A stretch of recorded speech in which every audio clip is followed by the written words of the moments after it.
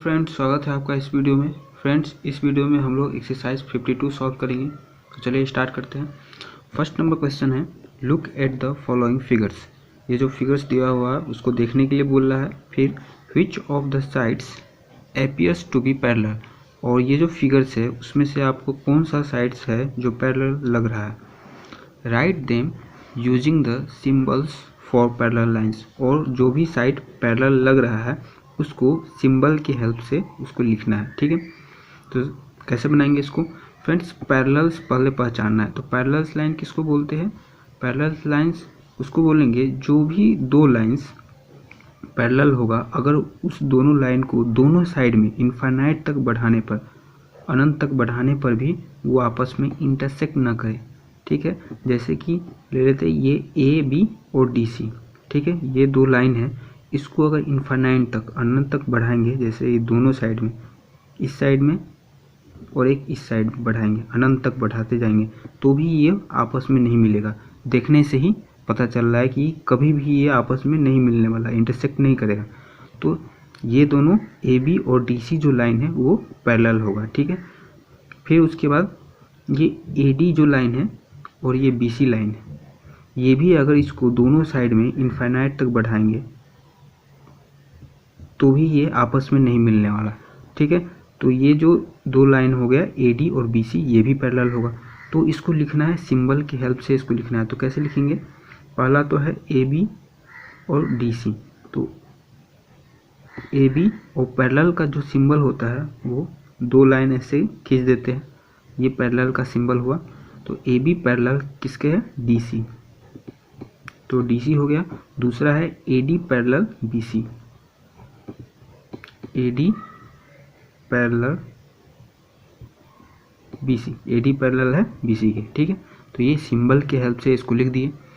फिर B number में देखिए, एक तो ये पी क्यू है और एस आर है, इसको अगर दोनों साइड में इनफाइनाइट तक बढ़ाएंगे तो भी ये आपस में इंटरसेक्ट नहीं करेगा, नहीं मिलेगा आपस में, तो ये भी लाइन पैरेलल होगा। तो P Q parallel S R. ठीक है, और ये जो लाइन है पी एस और क्यू आर, इसको अगर बढ़ाएंगे, देखिए इसको अगर ऐसे बढ़ाते हैं तो ये मिल जा रहा है, इंटरसेक्ट कर जा रहा है, तो ये लाइन पैरेलल नहीं होगा, P S Q R parallel नहीं होगा।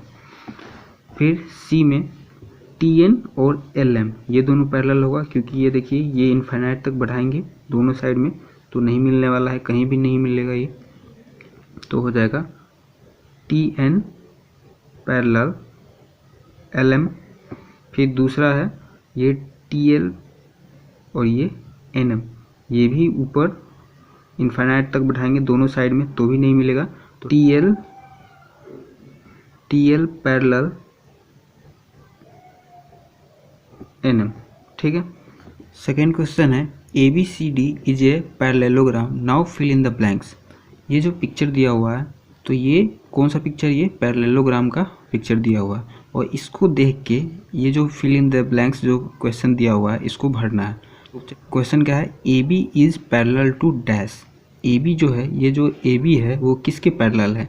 तो फ्रेंड्स, पैरेललोग्राम में जो अपोजिट साइड्स होता है वो पैरेलल होता है, तो ए बी के अपोजिट कौन सा साइड है, डी सी है। ठीक है, तो यहाँ क्वेश्चन क्या है, A B is parallel to, तो ए बी के अपोजिट साइड डी सी है, तो ए बी किसके पैरेलल है, डी सी, क्योंकि अपोजिट साइड जो होता है वो पैरेलल होता है। तो A B is parallel to D सी।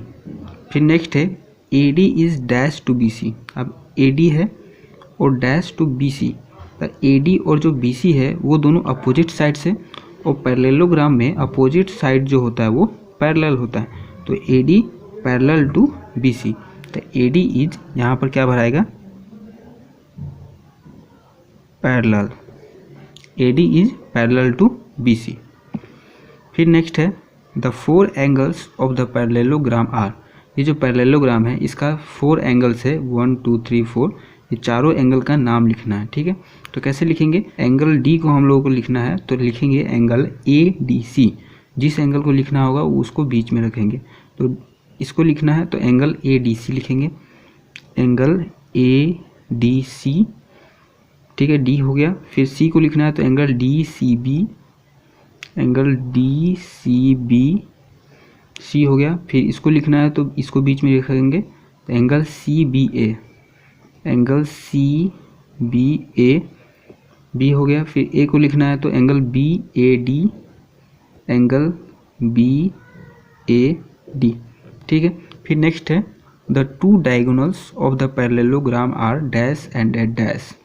तो डायगोनल्स जो है इस पिक्चर में उसको लिखना है, ठीक है। तो डायगोनल्स किसको बोलते हैं? जो भी लाइन दो अपोजिट वर्टिसेज को मिलाती है उसको डायगोनल बोलते हैं। तो ये जो लाइन है अपोजिट वर्टिसेज कौन कौन सा, एक तो ये वर्टेक्स है, एक ये वर्टेक्स है, अपोजिट है, और ये अपोजिट वर्टेक्स को ये लाइन मिला रही है तो ये हो गया डायगोनल। फिर ये एक ये वर्टेक्स, एक ये वर्टेक्स, दोनों अपोजिट है, इस दोनों अपोजिट वर्टेक्स को ये वाला लाइन मिला रही है तो ये हो गया डायगोनल।